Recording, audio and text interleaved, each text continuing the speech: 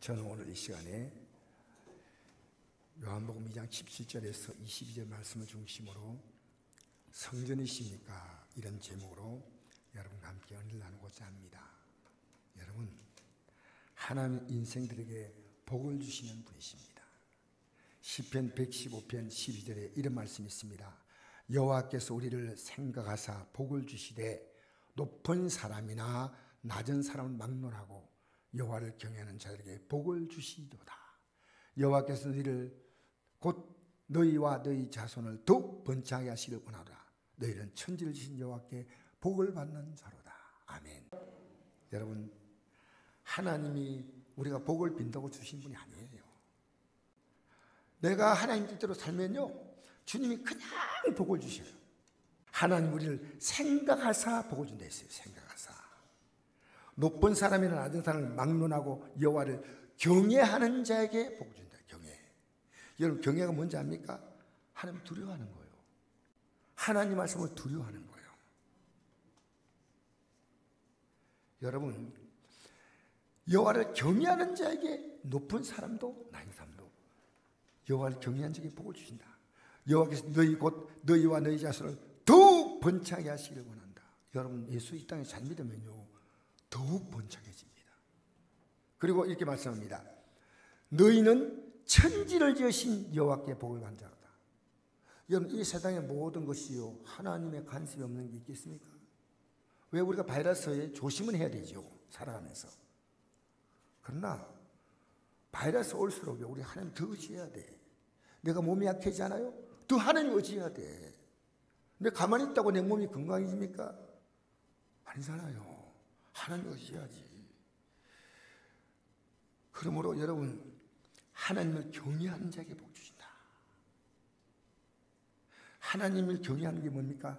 하나님 말씀을 두려워하는 겁니다. 지난 주간에 말씀을 선포했으니까 나는 이 말씀대로 살아보겠다고. 여러분, 성경을 연구하는 말씀 제가 했죠?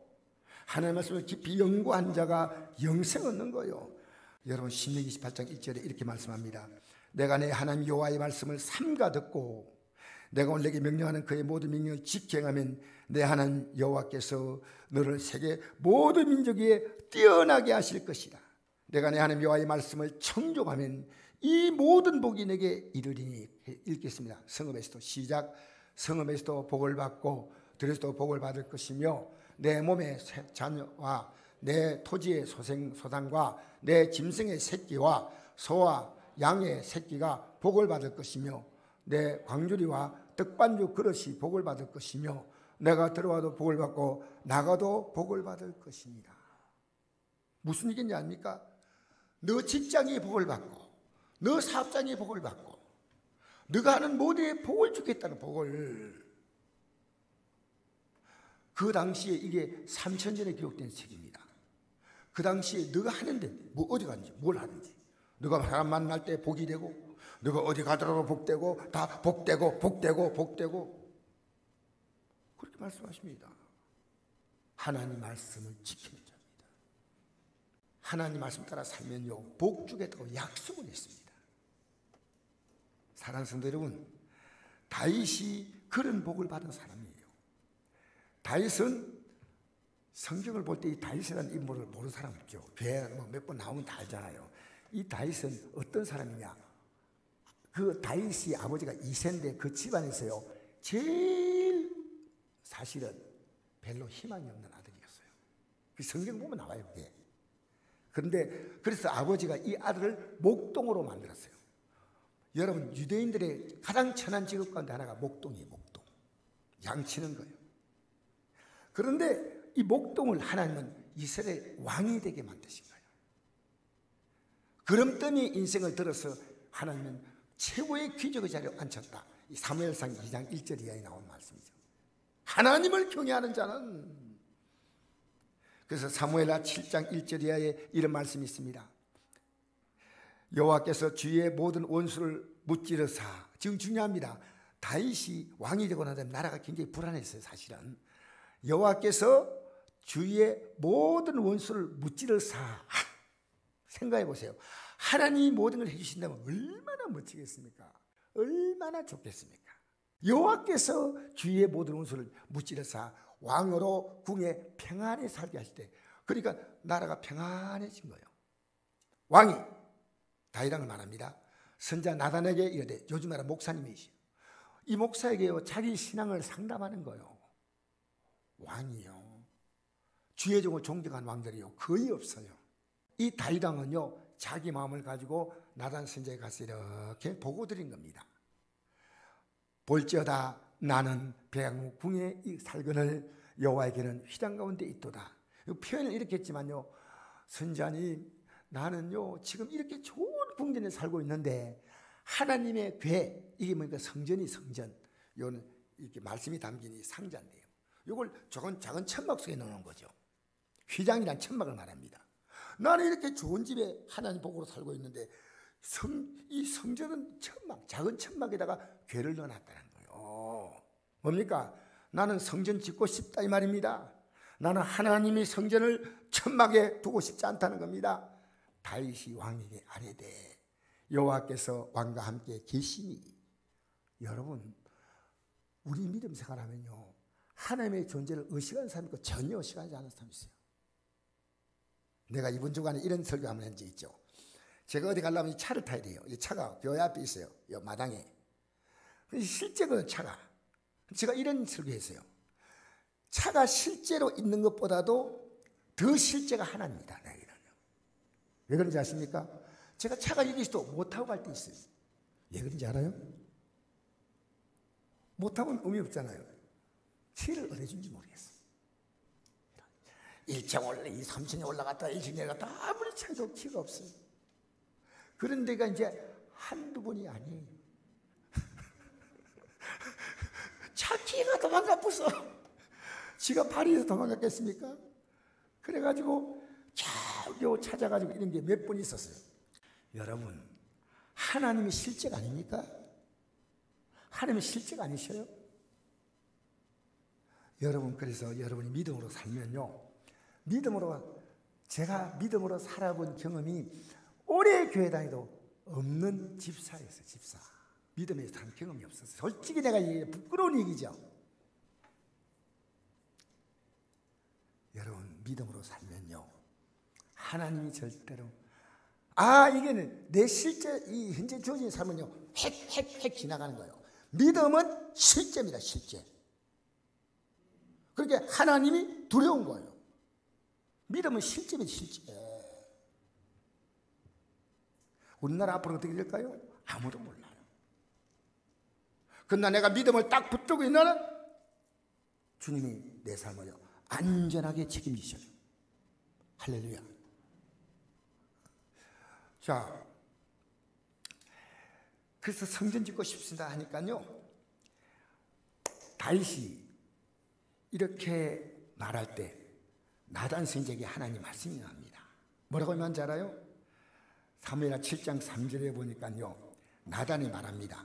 하나님께서 왕과 함께 계시니 마음대로 소원대로 하십시오. 그런데 이 왕이 대화가 끝나고 난 다음에 나단 선지자가 집으로 돌아갈 때요, 하나님이 그에게 음성을 주었어요. 어떤 음성을 준지 알아요? 내가 가는 모든 곳에서 내가 너와 함께 있어 내 모든 원수를 내 앞에 멸하였은즉 땅의 위대한 자들의 이름같이 내 이름을 위대하게 만들어 주리라. 하나님이 지금까지 이 성전이 천막에 있는 걸 보고 수많은 주의 종들이나 왕들에게 관심이 없었는데, 너는 관심이 있구나. 너는 관심이 있구나. 여러분, 우리가 이 살아가면서요, 하나님의 마음이 뭘 원할까 관심 가져본 적이 있어요? 하나님이 그런 명령을 내린 적이 없다는 거예요. 한 번도. 사무엘하 7장 1절 읽으면 한 번도 내린 적이 없어요. 내 성전 지어달라고 부탁한 적이 없는데 너는 성전을 짓겠다고 스스로 원하니 이 마음이 귀하구나. 너가 귀하니까 나도 너의 귀한 복을 주겠다. 그래서 너 원수를 물리쳐주고 내가 이 땅에 위대한 자의 이름같이 너를 위대하게 만들어주겠다. 위대하게. 딱 이 말을 붙였어요. 사무엘하 7장 14절 보니까 나는 그에게 아버지가 되고 그는 내게 아들이야. 이 다윗에게 하는 얘기예요. 그가 만일 죄를 범하면 내가 사람의 매와 인생의 채찍으로 징계한다. 어떤 얘기입니까? 사람의 매와 인생의 채찍은요, 사람이 너를 괴롭게 한다는 겁니다. 근데 이 다윗은 이 약속을 받은 후에 이제 내가 죄를 범하지 않겠다. 여러분, 죄는 뭔지 아십니까? 내 육신이 살고 싶은 대로 사는 게 죄입니다. 그러면 우리 어떻게 제한인지 아십니까? 주님이 원하시는 이 말씀 안에 사는 것만 의입니다. 아니면 죄입니다. 이거 깨달은 분은요, 굉장히 복이 있는 분이에요. 우리가 일주일 내내 살면서요, 하나님의 뜻과 관계없이 내가 살고 싶은 대로, 말하고 싶은 대로, 행동하고 싶은 대로, 마음대로 하는 겁니다. 여러분, 나라가太平해지고 평안해지니까요, 다윗은 하나님의 약속을 잊었습니다. 사무엘하 7장에서부터 10장까지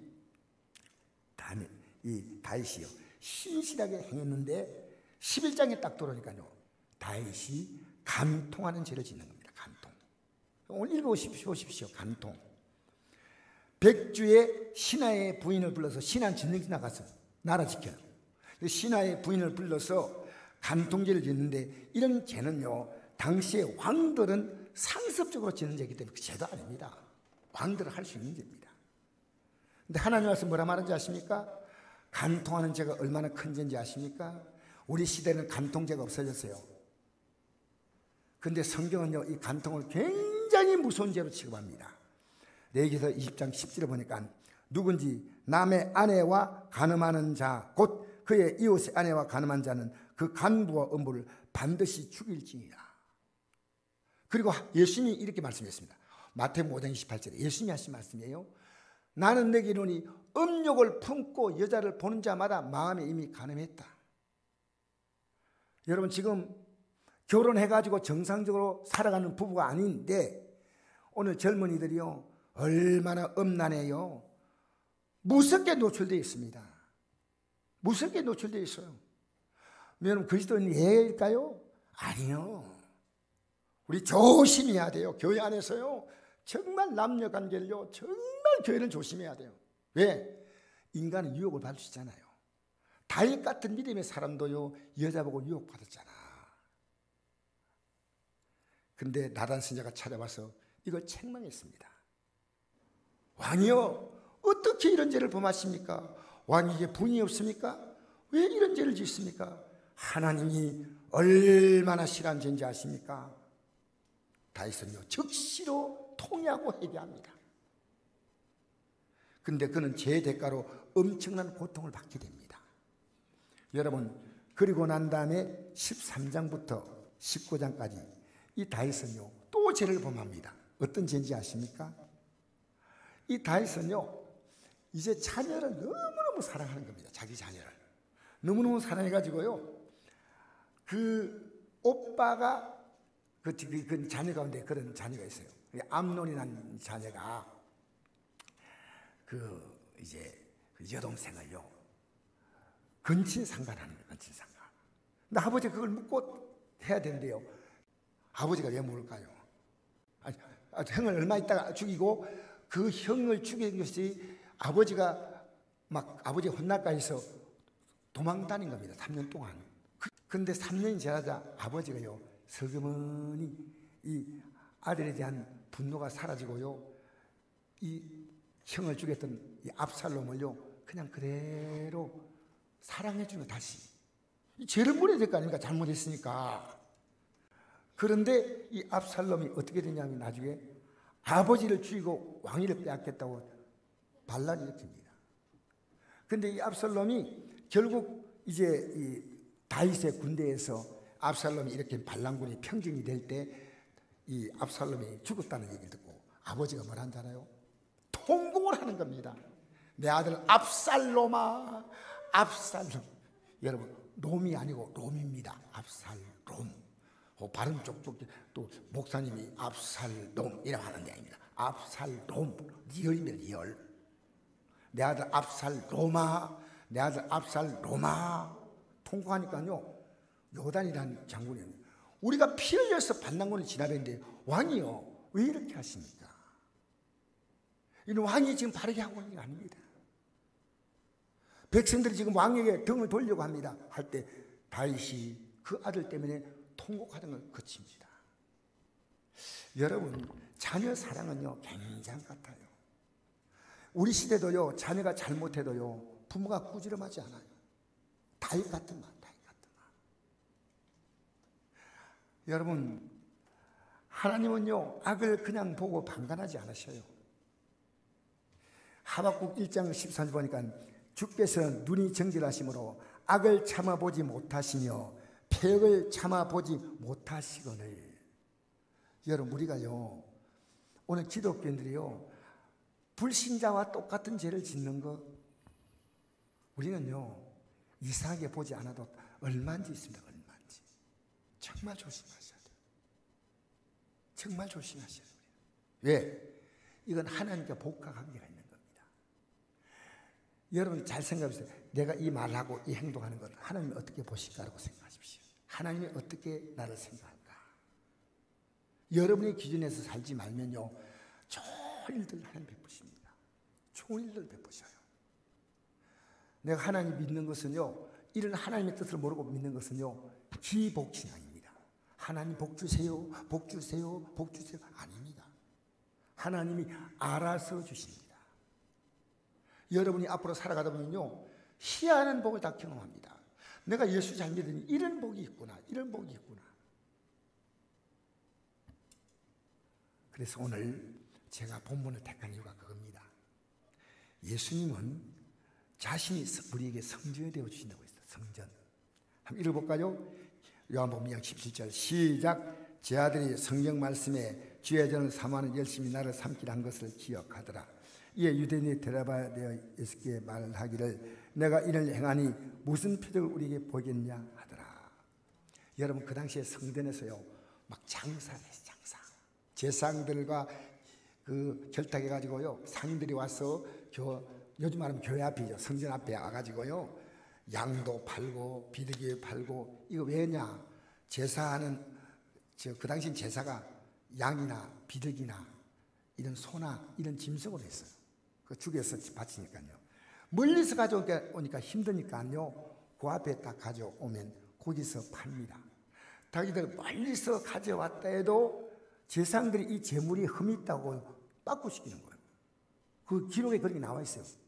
그러니까 멀리서 좋은 재물을 가지고 양이나 손을 데려와도 그 먼 거리에서 갔는데도 빠꾸되는데 앞에서 사서 그 검사받으면요. 일단 검사받으면요.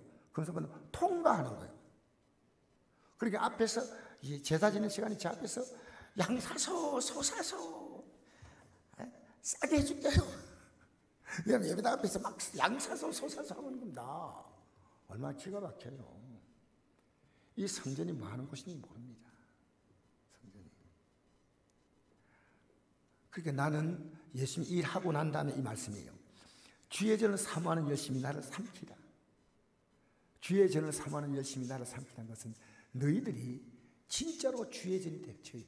너희들이 심령이 주의 전이 되라. 주의 전이 되라는 겁니다. 그래서 삼키라 이 말씀은 내가 십자가의 고난을 받는다는 뜻이에요. 십자가 고난.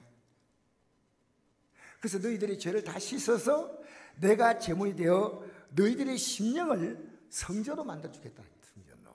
한번 읽어볼까요? 19절부터 읽어봅시다. 시작. 너희가 이 성전을 헐라 내가 사흘 동안 일으키다. 유대인들이 이르되 이 성전은 40년 동안의 지었건을 내가 3일 동안 일으키겠느냐 하더라. 그러나 예수는 성전된 자기 육체를 가리켜 말씀하신 것이라. 죽은 자 가운데서 살아나신 후에야 제 아들이 이 말씀을 하신 것을 기억하고 성경과 예수께서 하신 말씀을 믿었더라. 아멘. 자, 어마어마한 헤롯이 지은 성전인데요 46년 동안 지었는데 아직 다 못 지었어요. 얼마나 대단한 성전이에요. 근데 이걸 헐면 4일 만에 이렇게 돼. 사커라. 이거 다 부스터리야. 말도 아니에요. 이 어마어마한 성전을 짓는데 이거 다 부스터리죠. 이것은요 예수님이 자신이 뭡니까? 성전된 자기 육체를 가리켜 말씀하죠. 예수님이 십자가에 죽으시고 3일 만에 부활하는 사건을 얘기하는 겁니다. 여러분, 예수의 십자가 죽으심의 이 사건을 통해서 여러분이 죄를 용서받으면요, 여러분의 심령이 성전되는 줄 믿습니다. 할렐루야. 그래서 우리 예수 믿는 사람은 어떤 사람인지 아십니까? 우리 안에 예수 그리스도를 모시고 사는 사람이에요. 성전이 되기 때문에. 성전이 되지 못하면요, 내 안에 세상의 모든 잡동사니가 다 들어가 있어요. 그러니까 성전에 있으면요, 우리 육체가 비록 이 세상의 이 자극을 받지만요, 이렇게 흔들려도 그렇게 깊이 흔들리지 않습니다. 일주일 내내 하나님 없는 그런 삶을 살지 않습니다. 그건 심각한 문제입니다. 내가 이렇게 사는데 아직도 하나님이 참아주시는 게 놀라운 겁니다. 참아주시는 게. 여러분 생각해 보세요. 이름만 하나님이지 여러분이 하나님으로 살지 않습니까?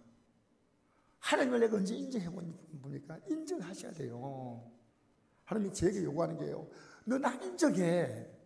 나를 존중인 자를 내가 존중이고 나를 멸시한 자를 내가 경멸하겠다는 겁니다. 여러분, 하나님이 가벼워요? 그럼 하나님 앞에 여러분 아무런 존재도 아닙니다. 하나님 인격입니다. 인격. 여러분, 사람은요, 내가 대접한 만큼 대접받아요. 이런 말하죠. 나를 우습게 보냐, 나를 물로 보냐 이래요. 물로 보도록 행동을 한 거예요. 여러분, 시간 지나가면요, 여러분 우리는요, 말이나 행동이나 복장을 다 갖춰야 돼요. 너무 남루하게 좀 오래된 옷도요, 좀 씻어가지고요, 깨끗하게 딱 입고 말도 딱 할 말만 하고 하면요, 사람이 우습게 안 봐요. 저 사람 참 갓나지만은, 지금은 좀 어렵지만은 참 대단한 괜찮은 사람이야. 우리는요, 마구제비로 말합니다. 그게 자기 품이에요, 품이. 우리 말 조심합시다. 옆에 있는 분에게 화내지 말고요, 부드럽게 얘기했어요. 말 조심합시다. 할렐루야. 여러분, 남편들이요, 아내에게 힘이 있을 때 말 한 부리 하면요, 나중에 밥 못 얻어먹을 가능성이 큽니다. 조심하시기를 주의 이름으로 축복합니다. 이런 얘기 들었잖아요. 남편이 나이가 많으니까요, 아침에 이래요. 오늘 밤 뭐 했는데, 오늘 반찬이 뭔데 하니까 아내가 때리더랍니다. 왜? 주는 대로 먹어야 하는 겁니다. 미안합니다. 그 다음에는요, 해가 좀 지나가지고 남편이 무조건 때리더래요. 왜냐면 아침에 왜 눈 뜨냐는 겁니다. 친구들은 다 갔는데 아직까지 있냐는. 웃으려고 했습니다. 우리 이 땅에 살면서요, 내 삶을요, 최고로 큰 브랜드가 납니다. 내가요, 말을 얘기해도요, 나 자신의 삶을 내가 지켜야 됩니다. 내가. 할렐루야. 예. 나이 드시면요, 무르익어가야 됩니다. 인생이. 참 이거 가는구나. 더 경직되지 말고요, 더 부드러워져야 돼요. 더 부드러워져야 돼요. 그래서 에베소 3장 17절 보니까 이런 말씀이 있습니다. 믿음으로 말미암아 그리스도께서 너희 마음에 계시게 하옵시고. 예수 진짜 믿으면요, 주님 모시고 사는 건데, 좀 다르게 말하면요, 하나님 말씀을 모시고 사는 거예요. 그 다음에 계속 읽겠습니다. 한번 읽어볼까요? 너희 몸은, 시작. 너희 몸은 너희가 하나님께로부터 받은 바 너희 가운데 계신 성령의 전지를 알지 못하냐. 너희 자신의 것이 아니라 값으로 산 것이 되었으니 그런즉 너희 몸으로 하나님께 영광을 돌리라. 할렐루야. 할렐루야. 우리 몸이 어떤 존재냐. 여러분, 하나님이 다윗을 왜 기뻐했냐면 성전 지어진다고 기뻐한 거 아니에요. 사실은 하나님이 만물을 말씀으로 딱딱 만드는데 그 성전 하나 짓는 것 하나님이 너무 고맙다. 아니요. 다윗의 마음이 이미 성전이 된 거예요. 성전이. 다윗의 마음속에 주님을 모시고 있기 때문에 그게 귀한 겁니다. 우리 몸이 성전입니다. 예수님이 십자가에 죽으심으로 그 피로 말미암아 우리가 더러워진 우리의 몸을 씻고 주님이 거하실 성전으로 삼으시고, 성전으로.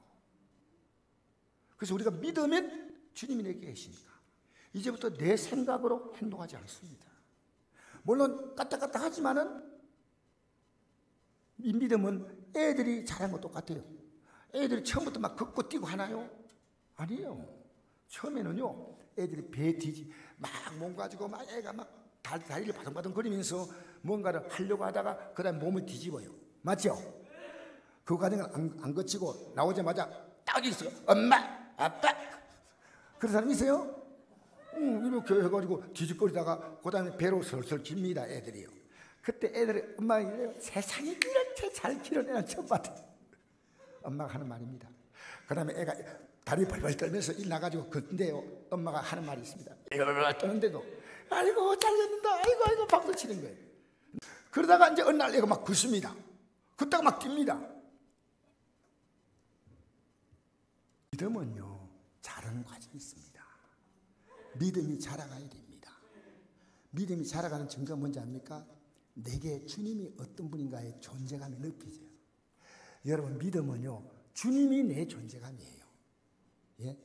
여러분의 존재감이 크고 주님은 조금은요, 믿음이 자라는 과정이죠.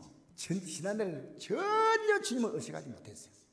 나밖에 몰랐어요. 근데 조금 주님에 대해서 눈을 뜨는 거예요.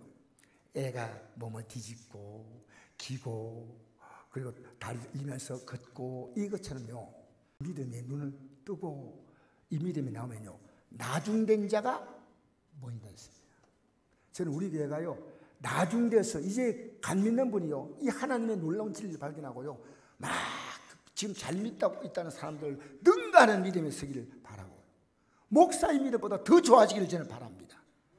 자, 이제 로마서 6장 1절에 이런 말씀이 있습니다. 제가 이제 이 말씀을 읽어드리겠는데요. 은혜를 더하게 하려고 죄에 가겠냐? 그럴 수 없는 이유가 있습니다. 한번 읽어볼까요? 같이 읽어봅시다. 시작. 죄에 대하여 죽은 우리가 어찌 그 가운데 더 살리오? 무릇 그리스도 예수와 합하여 세례받은 우리는 그의 죽으심과 합하여 세례받은 줄을 알지 못하느냐? 이는 죽은 자가 죄에서 벗어나 어렵다 하심을 얻었음이냐. 자, 여러분, 세례받을 때요, 물속에 사람이 푹 잠기잖아요. 죽었다 그 말입니다. 지금까지 내가 살았던, 내가 죄에 대해 살던 내가 죽었어. 죄는 뭡니까? 내가 좋은 대로 살았던 납니다. 내가 좋은 대로 살았던 나는 죽고 뭡니까? 이제는 예수로 사는 겁니다. 그러니까 죽었는데 왜 죄를 지어요? 그러니까 이 감각을 알아요. 내가 죄가 들어오면요, 야 이거 아니다 하고 빨리 이 죄를 토해내는 겁니다. 정상인 사람은요, 딱 입에 넣을 때 쓴맛이 나잖아요. 그럼 뱉어버리잖아요. 꿀꺽 안 생기잖아요. 죽은 자가 죄에서 벗어나야만 어렵다함을 얻는 겁니다. 이것 때문에 예수님이 십자가의 죽으심을 믿으시기 바랍니다. 지난날의 죄를 다 용서해서, 그리고 여러분이 형편없는 여러분의 존재를요, 하나님이 가서 성전으로 만드시다 이 말이에요. 성전. 여러분, 다윗에게 이 복을 주셨습니다. 네가 속이 성전으로 사니까 내가 복 준다. 네 속이 이제 자녀 사랑하고 음란하고 하니까 나는 너에게 징계를 하겠다는 겁니다. 성경을 잘 보세요. 오늘 기독교인들이 제 마음대로 지내면서 여러분의 성령이 간다면요, 두려움을 느끼기 시작합니다. 이게 안 되는데 느껴요. 베드로전서 1장 13절 한번 비춰보세요.